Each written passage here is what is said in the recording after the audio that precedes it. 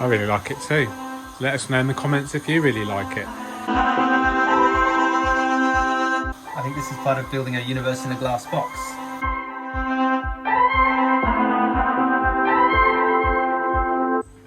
So here I am in Ty's beautiful home with Ty's mum. Say hello, Elsa.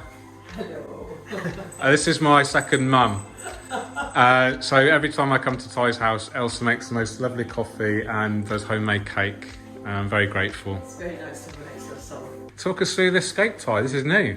Yeah, so you remember I was ashamed of it, and I got a slightly updated tank. So the old tank was 45 centimetres tall. And Oh, is this from the old one from Aquarium Gardens? This is from Aquarium Gardens. God, the whole loop is complete. So I'm scaping the new one on Friday. Yeah. In fact, are you coming? Yes, my friend Steve Baker helped me bring this into the house, which was no mean feat. And the other week, he and Dave Pearce from Aquarium Gardens and we dismantled the original scape. Yeah. And I wanted to do sort of a Congo River habitat. So there are fish in here. They're just hidden somewhere at the back. Is it African? Yeah, so different Anubias species just glued onto wood, and there's some West African Nymphea, the Nymphea Mecanthra. Oh yeah, it's fairly rare, that one, isn't it? Yeah. Have you got the Garlignano? I haven't put it in here. That's in the garage, growing. Nice. Is that still carpeting? It will do. Oh, you got backlights. Yeah, I made a little backlight. I'm going to put a foil on here. Is that from a light ground or you just done your own one? I've just made glued some LED strips onto a metal bar and then put it inside Let's see. I don't know if you can see it maybe from the other side. A Perspex tube, so you can twist it around. Really effective, isn't Have a it? look down there. I really like it. Like the graduation of the light rather than just being a solid. Yeah. Because you've got like a concentration of light, so you get this graduated effect, don't you? And once there's a coloured foil on here, one of the light ground foils, Yeah. that'll be green to yellow or yellow to orange. Oh, I can see the That'll be effective. tetras. Yeah, so there's the Nanotheops uniteniatus, the African one-lined characins.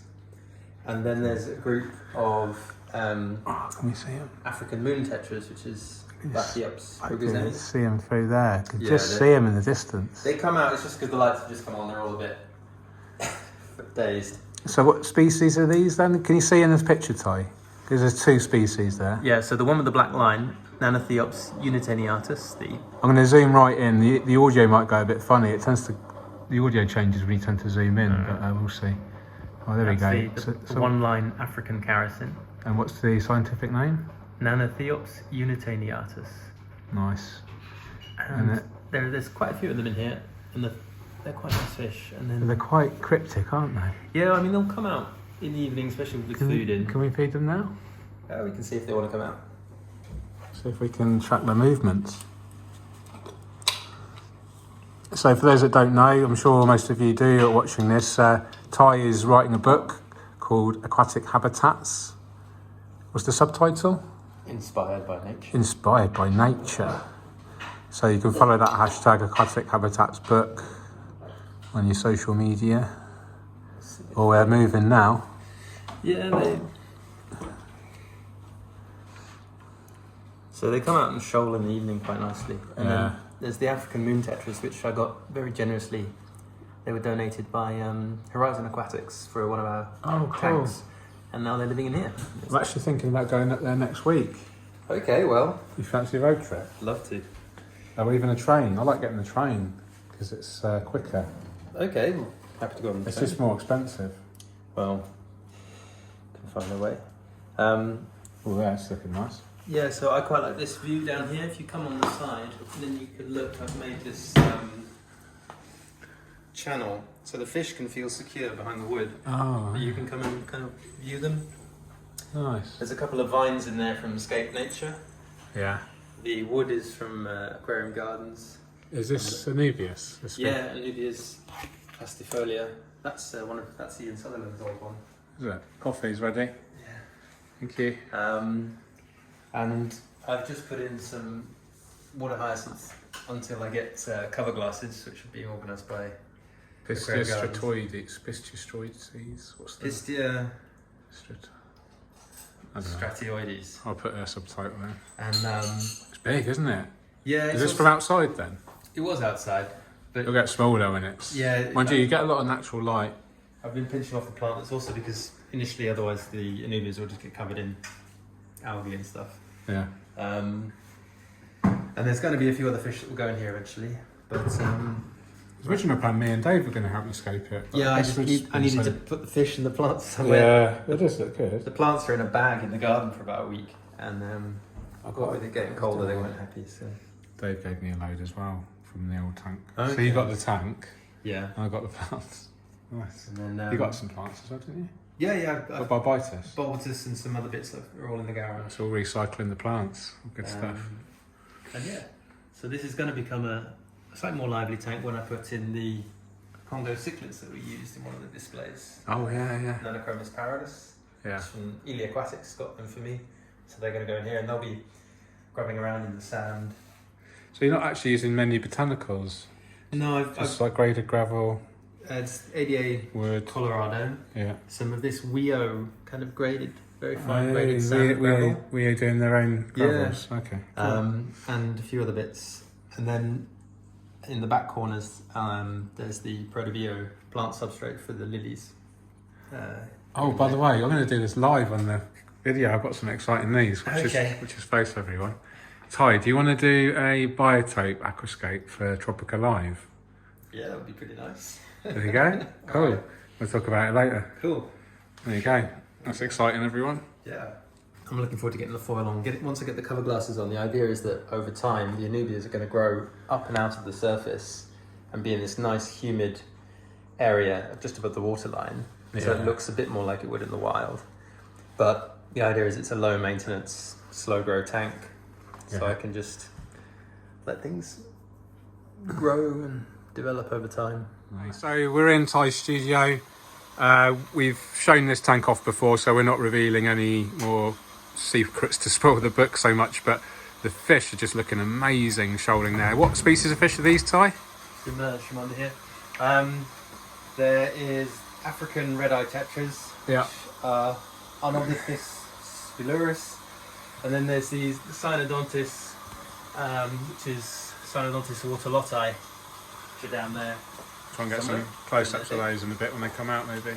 Yeah. But Ty's just added some black water extract. Ty was just saying that the tannins kind of gradually fade and the water gets more transparent. Is that right? Which is Interesting. annoying, but part of it. Yeah. You can make your own extract. Tea bags. Tea bags and beech or oak leaves that you boil and then allow to simmer overnight. But you just have to be really careful when you add your extract because you can't control how it's going to affect pH. Alright, got you. So if you add tons in, if it's too quickly, your fish can react really badly. Yeah. We're quite safe here because we've got quite hard water, haven't we? Yeah, very low. So you're not going to get much of a pH crash here, hopefully. No. But these guys are some of my favourite fish. I mean, they're just relentlessly active. Yeah, I love the way they shoal and stay together. Really aggressive at feeding time. We'll see Yeah. if they put a tiny bit of food in, and they may notice it. Oh yes, here they come. They get a bit larger than this, and a bit deeper in the body as well. Yeah. The cynos will come and get any food that's sunk. I can see him at the back. There's There's down one, there. yeah. Just, and it's funny. I love the graded gravel and the It works sand. really It works well. really well, and the colours and the orangey brown of the wood. Well, and this the is- botanicals. This is the tank where the hardscape has to do all the talking. You know, you've got no plants, Yeah. so you need something that adds interest at all levels, structural and textural interest, Yeah. and complements the fish. And we've got sort of quite robust, tough, bulky fish, so you need the hardscape to be similar in a way. Yeah. There's a sort of symmetry between them. And yeah, Dave from Aquarium Gardens did this amazing job scaping this. Yeah. And I really like it. I really like it too. Let us know in the comments if you really like it. Shout out to Aqua Rio for these acrylic outlets and inlets. Awase for the filtration, Biomaster. Weo for the lights, Weo for the tanks, Horizon for the cover glasses. Horizon for the cover. Horizon Aquatics for the cover glasses. Aquarium Gardens for the hardscape. Aquarium Gardens for the hardscape and substrate. Tannins Aquatics for the botanicals. Maidenhead Aquatics Summerhill for the African red eyes. And Maidenhead Aquatics Scottsdales for the Synodontis. There you go. Can you see any of the Synodontis yet? They're moving around underneath the wood very cryptically. There's one. There's one. And he's gone. I quite like that though, that you don't see them all the time. It's what you always talk about, that slow release reward. Delayed gratification. Exactly. Where you have to spend time sitting in front of your tank observing your fish, and then suddenly one of them appears and you're like, oh, there he is, and then he's gone again. You're like, oh, yeah, how lucky I was to see that and how cool that was. And you know, it's interesting, isn't it? It mimics a bit. There's something about receiving pleasure in large amounts in a small dose is better than like constant, because otherwise you don't appreciate it. Well, you're like anything. It becomes build up a desensitized. tolerance. Yeah. It reminds me a bit of when I'm in the wild, for example, when I snorkel in Brazil in freshwater habitats. A lot of what you see only very briefly, and you suddenly spot something and then it's gone. And when you can recreate that in a tank, it's rewarding in the same way. You're like, oh, I was privileged to see that. Yeah. Even though it's always here, it's in your living room or wherever, but yeah, I think you appreciate it more. Exactly. It just becomes more meaningful, I think. Yeah, I mean, I think this is part of building a universe in a glass box. Yeah. You know, if it's on display all the time, you become perhaps too accustomed to it. But if there's elements that appear and disappear and reward you, and I think that's why I like aquarium plants so much, because they grow. change. And actually they change the whole composition of the layout, and then you have a sense of control over that by a trimming technique or plant choice. And their success is your success. You know, if they're doing well, you're doing something right. Yeah. Same with the fish. Yeah.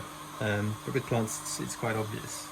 So I think the only potential downside I see with their hardscape only layout is it's quite a static display. So you really do have to rely on the fish. But that's why you need something that is almost constantly present in the form of large characins, for example. Yeah. And then something a bit more cryptic like catfish or loaches or things that provide interest. So you almost got different fish providing different displays for different purposes. Exactly. Almost to suit your kind of aesthetic sensibility, as well as it goes beyond aesthetic though, doesn't it? It connects us visually, right? And it looks beautiful. Mm-hmm. But for me, I don't know about you, but I feel a sense of deeper connection when I look into an aquascape or a beautiful aquarium that kind of looks natural. And you know, I think this is a perfect example, right? Because it's not 100% biotope accurate, I think it's fair to say. We're using very strong kind of lessons from nature aquarium principles, but we are using materials that mimic or are closely aligned with what you'd find in nature. Is that fair to say? Yeah, and I mean, although it has been carefully structured, I've snorkeled at the bases of rapids and waterfalls and scuba dived in rivers that are full of driftwood that has been pushed into crevices between rocks where large surges of water have rolled rocks down into gullies, and you get these concentrations of material, whether it's gravel, sand, wood, rocks. I use those images in my head when I put this display together, when I sketched it. And then we brought in the elements of aquascaping, nature aquarium from you and Dave, sort of synthesize that and make it not just a natural image, but almost a sculpture. And that's why aquariums can be art. Well, I think they're like natural. An aquascape is effectively a three-dimensional sculpture, isn't it? Yeah, You're working with length, width, and depth, with living elements. and then you have the natural elements. And if you have plants, for instance, those elements are growing. You have fish; those elements are moving. Depending on your lighting situation, the whole thing's illuminated differently, and it's just so many nuances. And like many things in the hobby, this is a choice. This layout, Yeah. We've done it based on a particular habitat at a particular time. But someone, say, looking at this in the book, they're not limited to doing this. If they do something different, it's not wrong. If they want to put African plants like Bulbatus or Anubias on here, there's nothing wrong with that. Yeah. It doesn't have to be this. It's not a failure if you don't imitate it exactly. And I think that flexibility is important to remember. People can get quite hung up on Getting too accurate. too accurate. It has to be just right, and well, let people have fun. Yeah. You know? Let people enjoy it. Okay. I think that's brilliant. Thanks for your insights, Ty. Thank you. I think we can close it there. I think that's a great little vlog. Yeah, we need to get on and photograph. Yeah, we actually do some serious work now. All right. Thanks for watching, guys. Keep on scaping. Cheerio. You're supposed to say cheerio, Ty. It's not my style. I think. Oh. Cheerio. Bye. Bye.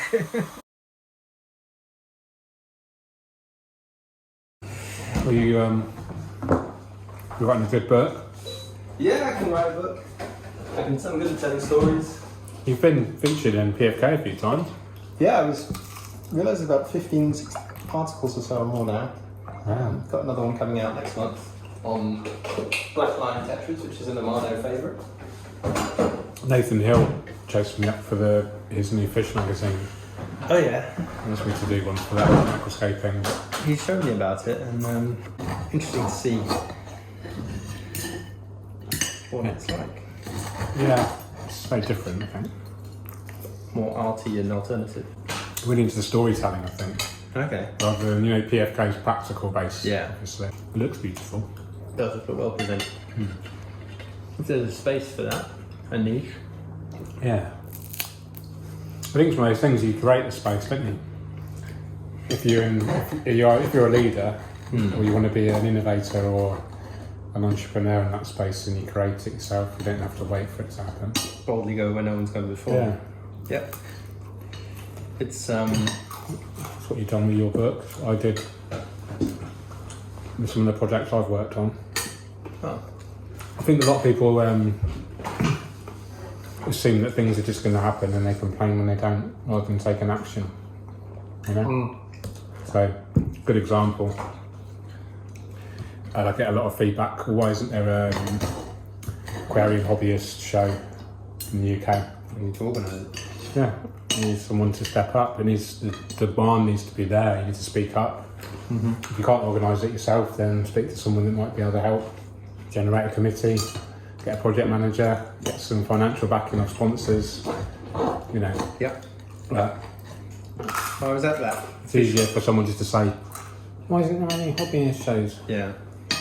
I think people always expect some higher power to do stuff. But I think that in society we're kind of encouraged to have that belief system, that narrative that you're dependent on the government and you're dependent on the structure of society to almost. So you work your 9 to 5, you grind this out, and you get holiday in return. You get to buy stuff that you perceive to need, and you're just part of the. It's interesting though, because it's especially a British thing to complain and not act.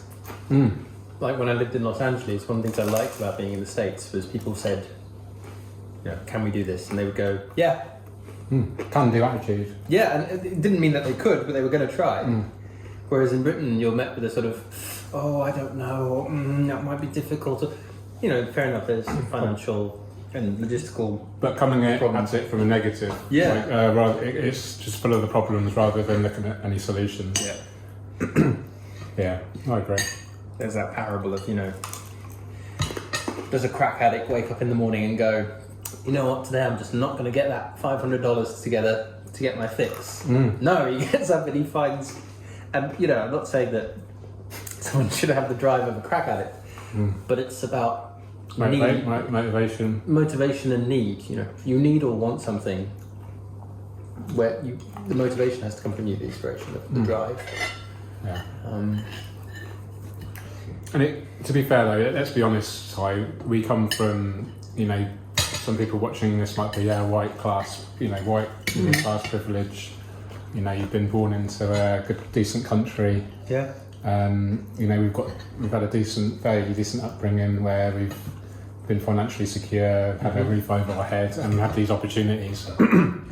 So we're not saying you know, it's easy. It's easy for folk that maybe start off with a harder time in life, but I mean, we both struggled. I've been grown up, you know, I've had sort of mental health issues. It's World Mental Health Day, I think, on the 10th of October. So I was thinking of doing something about that. You should talk about the benefits of fish tanks, because you know I went to Wharf Aquatics a couple of weeks ago after the fish extravaganza event.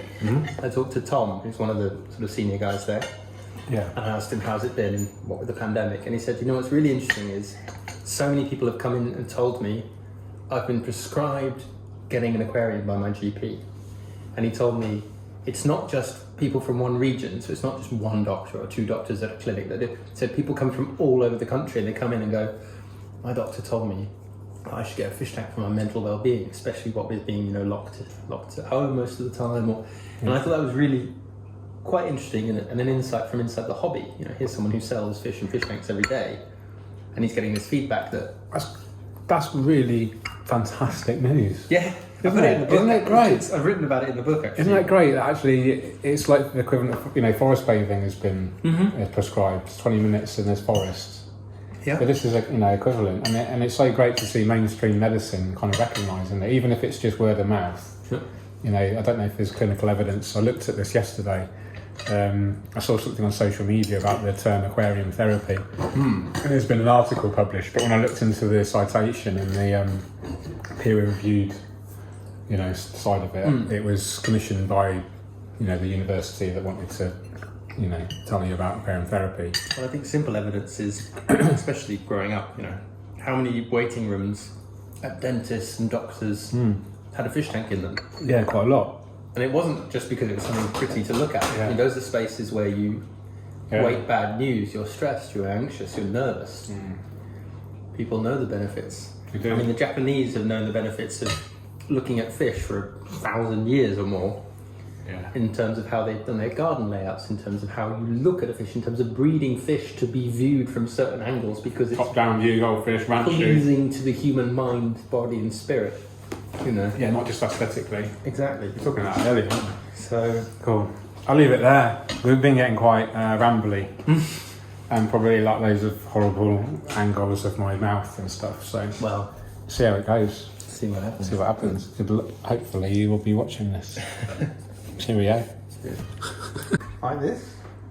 So Ty's decided to rescape. Let us know in the comments. Is it better before or after? Stephen Baker will laugh at me because I promised him this time I wouldn't. It's definitely it. It's Mess with definitely the the tank. last And he went, I'll give you 3 months, and it's been about 3 days. 3 days. Okay, cool. Stay there, mate. I'm going to take a picture for the thumbnail.